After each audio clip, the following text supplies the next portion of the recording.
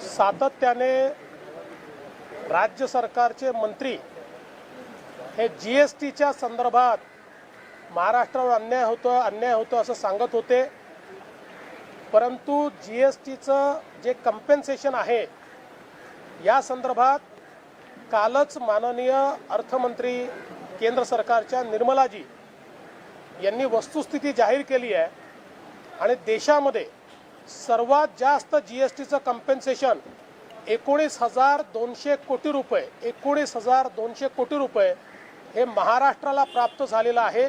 आणि तेही या परिस्थितीमध्ये की ज्यावेळी कंपेन्सेशन सेसमध्ये पैसे नसताना केंद्र सरकारने कंपेन्सेशन सेसला स्वतःच्या फंडातनं 75,000 कोटी रुपये दिले आणि महाराष्ट्राला त्याचा संपूर्ण कंपेन्सेशनचा शेअर हा केंद्र सरकारने दिलेला आहे।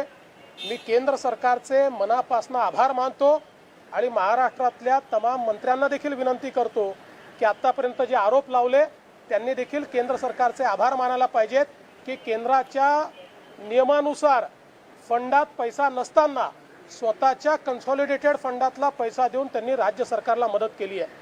त्याचप्रमाणे पीएम केअरच्या संदर्भात रोज टीका करणारे आता त्याच्याही संदर्भात जे आरटीआय कार्यकर्ते आहेत अनिल गलगली यांनी आरटीआयतनं माहिती घेतली आणि पीएम केअरमधनं देखील सर्वाधिक मदत ही महाराष्ट्राला झालेली आहे।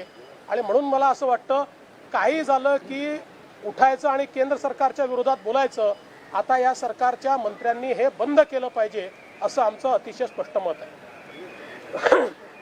अभी अर्थमंत्री निर्मला जी सीतारमण इन्होंने कल जो जानकारी दी उस जानकारी के अनुसार जीएसटी का सर्वाधिक कंपेंसेशन ये महाराष्ट्र को मिला है।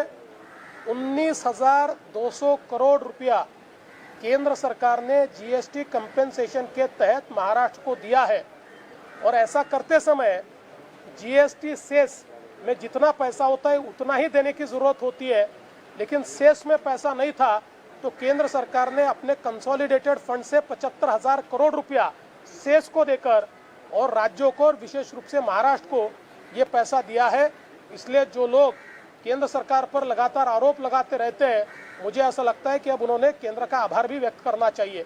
इसके साथ साथ आरटीआई के एक कार्यकर्ता अनिल गलगली इन्होंने जो इन्फॉर्मेशन आरटीआई में प्राप्त की उसके तहत जो पीएम केयर में अलग अलग राज्यों को मदद हुई है उसमें भी सर्वाधिक मदद ये महाराष्ट्र को हुई है।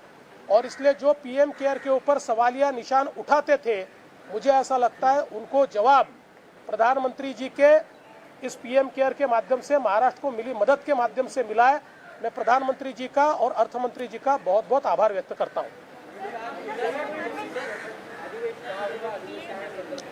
देखिए, उसके बारे में आधिकारिक तौर पर सरकार की ओर से घोषणा होगी, संसदीय कार्य मंत्री करेंगे। लेकिन जहाँ तक जो बैठक में निर्णय हुआ है उसमें अधिवेशन पोस्टपोन करने का निर्णय लिया गया है। और सरकार की ओर से एक बात कही गई थी कि लिमिटेड लोगों में अधिवेशन लिया जाए, लेकिन हमने उसमें बहुत स्पष्ट किया कि हम सरकार को सारे तरीके से मदद करेंगे, लेकिन लिमिटेड लोगों में अधिवेशन लेना ये संविधान में नहीं बैठेगा। किसी भी विधायक का अधिकार हम छीन नहीं सकते और इसलिए वॉलेंटरीली कोई नहीं आता है तो अलग बात है, पर आप आइए और आप मत आइए ऐसा हम नहीं कह सकते। और मुझे ऐसा लगता है कि वो सरकार ने मान्य किया है, इसलिए अभी अधिवेशन पोस्टपोन हुआ है। अधिवेशनाच्या संदर्भात आता अधिवेशन पोस्टपोन करण्याचा निर्णय हा बीएससी मध्ये घेण्यात आलेला आहे। सप्टेंबरमध्ये ते घेण्याचा निर्णय आला आहे। सरकारच्या वतीनं एक अजून प्रस्ताव होता की लिमिटेड लोकांमध्ये अधिवेशन घ्यावं, 40-42 लोकांनाच परवानगी द्यावी।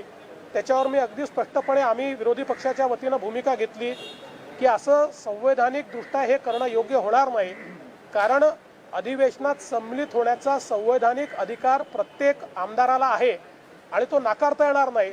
त्यामुळे तुम्ही या आणि तुम्ही येऊ नका असं आमदारांना सांगता येणार नाही। त्यामुळे जेव्हाही अधिवेशन घ्यायचं आहे, व्हॉलेंटरीली जर एखादा आमदार आला नाही तर त्याला ती सूट आहे, पण तुम्ही येऊ नका असं जर म्हटलं तर ते प्रोसिडिंगही इनव्हॅलिड होईल। त्यामुळे मला वाटतं आता याची या संदर्भातला तो आता निर्णय होणार नाही आहे आणि सप्टेंबरमध्ये आता हे अधिवेशन होईल, त्याची जी काही घोषणा आहे ती सरकारच्या वतीनं केली जाईल.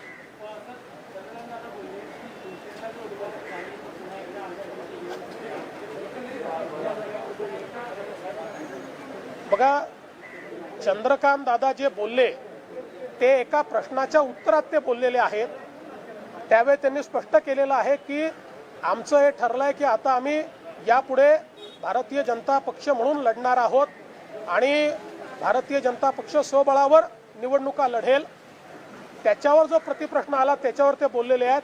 म्हणून मी अगदी स्पष्ट करतो, आमच्याकडनं शिवसेनेला कुठलाही प्रस्ताव नाही, शिवसेनेकडनं आमच्याकडे कुठलाही प्रस्ताव नाही. त्यामुळे या संदर्भातली आता कुठलीही चर्चा आमच्या समोर नाही. बकरीद को लेकर एक तरफ जो है सहूलियत दी जा रही है, कल दो मीटिंग हुई और राम मंदिर को लेकर सवाल उठाए जा रहे हैं. देखिए, पहली बात तो ये है कि राम मंदिर के संदर्भ में वहाँ पर भूमि पूजन होगा और हम लोग जहाँ जहाँ है वहाँ धूमधाम के साथ, लेकिन कोरोना के सारे रेस्ट्रिक्शंस को देखते हुए अपनी अपनी जगह पर हर्षोल्लास आनंद मनाएंगे. करोड़ों करोड़ों हमारे जो हिंदू हैं और जो प्रभु श्री राम को मानने वाले लोग हैं, इनकी मनोकामना पूरी हो रही है. ये बात अलग है कि कोई ये अगर मांग कर रहा है कि इसको ई भूमि पूजन किया जाए, इसको हम लोग वीडियो कॉन्फ्रेंसिंग के थ्रू भूमि पूजन करें, मुझे ऐसा लगता है ये मांग एक और MIM ने की है और शायद वैसी बात हमारे मुख्यमंत्री जी ने कही है. तो मुझे बड़ा आश्चर्य लगता है कि MIM और मुख्यमंत्री जी ये एक ही बात क्यों कर रहे हैं, लेकिन उनकी बात उनके तक सीमित है. हमारा स्पष्ट मानना है कि ये भूमि पूजन अच्छे से होना चाहिए, कोरोना का फिजिकल डिस्टेंसिंग ध्यान में रखते हुए, लेकिन पूरी शानो शौकत के साथ ये भूमि पूजन होना चाहिए, ऐसा हमारा बिल्कुल स्पष्ट मत है. आज शरद पवार ने कहा है कि ये जो भूमि पूजन है उसमें भीड़ ज्यादा नहीं होनी चाहिए कोरोना की वजह से, इसे आप कैसे देखते हैं? असं आहे की राम मंदिराचं भूमिपूजन हे पूर्ण योग्य प्रकारे त्याच ठिकाणी झालं पाहिजे. ही करोडो हिंदूंची आस्था आहे, तीच सगळ्यांची भूमिका आहे. केंद्र सरकारने आणि विशेषतः ट्रस्टनं हे अतिशय स्पष्ट केलेलं आहे. सर्व प्रकारचं फिजिकल डिस्टन्सिंग ठेवून कोरोनाच्या संदर्भातले सगळे काही नियम आहेत ते पाळून हे भूमिपूजन केलं जाणार आहे. केवळ 2च लोकांनी मागणी केलेली आहे. एक इम्तियाज जलील यांनी MIM तर्फे मागणी केली आहे आणि परवाच्या आपल्या इंटरव्ह्यूमध्ये माननीय मुख्यमंत्रीजी या ठिकाणी असं बोलले आहेत. पण या दोघांचं जरी हे मत असलं की ई भूमिपूजन करावं किंवा व्हिडिओ कॉन्फरन्सिंगवर भूमिपूजन करावं, तरी करोडो हिंदूंचं स्पष्ट मत आहे की पंतप्रधानांनी जागेवर जाऊन भूमिपूजन केलं पाहिजे. सगळे नियम पाळले जातील, गर्दी कुठेही होणार नाही आणि योग्य प्रकारे भूमिपूजन होईल.